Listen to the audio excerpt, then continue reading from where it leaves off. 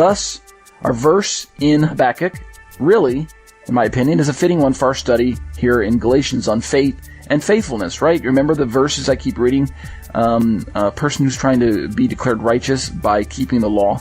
It's not so much that they're trying to be declared righteous by their works, so much as they're trying to attain membership into Israel by being declared legally Jewish. If they weren't born with the status, if they were born a Gentile, they're trying to make it into Israel so they can get that stamp of salvation approval, that stamp of covenant membership, that stamp of belonging to the people of God. That's the first step.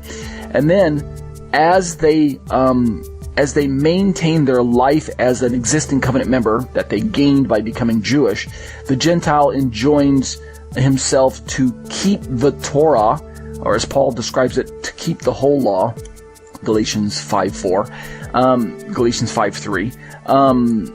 He enjoins himself upon Torah obedience because it is the mechanism of keeping Torah that the covenant member believed would help keep him or maintain his position as a covenant member, the covenant membership that he earned by either being born Jewish or becoming a Jew. So it's not so much that he's keeping Torah to gain membership into the group. Rather, he's keeping Torah to maintain and to remain in the group and to have God declare him a covenant member at the end of the day. So that's kind of the language that I understand Paul to be using in his letters to Galatians, and sometimes you see this carried over into Rome. So indeed, the Habakkuk passage, as I continue, this passage is a decisive verse for the Apostle Paul. We already knew that because we read it in Romans chapter 1. Here, the famous phrase, "the just shall live by faith," from Romans 1:17, must be understood from the original context of Habakkuk to mean that the righteous person lives on the basis of his faithfulness. In other words, he's not saved on the basis of his faithfulness. He lives his life according to existing faith that he's already placed in Jesus. In the time of Habakkuk, if we were to go back and get the historical context, which of course Paul obviously knew, but many of us modern Christians do not know, the nation was being torn in her loyalties, whether to trust God and the covenant he had given, or to ally herself with the nations for protection, to ally herself with the nations that were around her. So Habakkuk's statement is made with this in mind. The righteous, that is, those who have faith in God, will live, that is, be protected and sustained by faith, that is, by demonstrating a faithful trust in God and his promises. That's how I see the verse. So it is in this understanding of faith that Paul carries into the argument of Romans and is sustained throughout the book.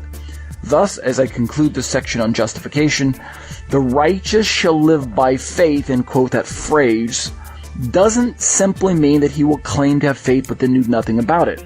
This is the unfortunate view that has been kind of pushed in modern Christianity. I'm not accusing all Christians of maintaining the fact that all they need is faith in Jesus and they don't have to concern themselves with faithfulness to God's Word. That's not really what I'm trying to say. What I am saying is that there seems to be a popular teaching that goes around these days, and it didn't just start in the 21st century. It's been going on for a couple hundred years, if not a couple thousand years, that essentially the primary thing that one needs to concern himself with as a Christian is faith in Yeshua, faith in the Messiah, faith in Jesus, and then don't really focus on faithfulness to the Torah. That's essentially the challenge I'm presenting to those of you who are listening to my commentary who might have a background from the traditional Christian perspective. Faith and faithfulness, as I understand it, are both important to God, and I don't exactly know how God takes faithfulness and binds it together with faith so that both become one coin with two sides, meaning it's not that we're saved by our works, but that the works follow genuine faith. We know that works follow genuine faith. That's the biblical view. And if you're a Christian reading my commentaries, listening to my commentaries, and you hear me saying that the works that should follow your faith should include faithfulness to the Torah, well, then you've got it right. I think that part of the works that we should be doing as Christians is keeping the Torah. Not just keeping the New Testament and being good to our neighbors and loving our neighbor and loving our wife and things like that, if you're a husband. The works, I think, should include keeping Torah. Why not? Why not? So on the contrary, as I conclude, if a Christian has genuine faith, then I believe he will demonstrate genuine faithfulness to the God that he claims to have faith in. Meaning, I believe he'll demonstrate genuine faithfulness to the Torah sooner or later. I think it'll show up that way. And this may not always mean that he embraces Sabbath right away. Sometimes it takes years for you to understand that the Sabbath has not been done away with. Rather, faith and faithfulness are the way that you'll live. They will be your pattern of life.